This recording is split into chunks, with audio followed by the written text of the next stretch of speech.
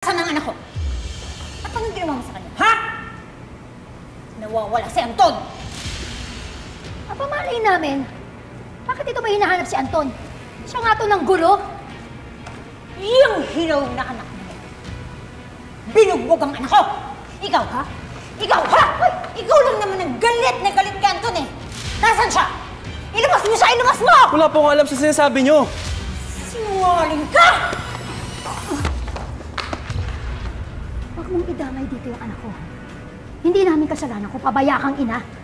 Nasira ang buhay ni Anton ang dahil sa'yo. At anong gusto mong patunayan? Na ulirang ina ka? Ayun ang anak mo. Katabi mo. Pero diring-diri siya.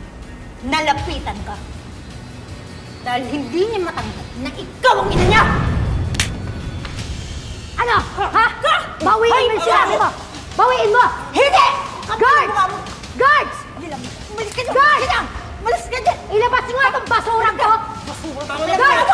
Ha? Guards! Bitawan niyo ako!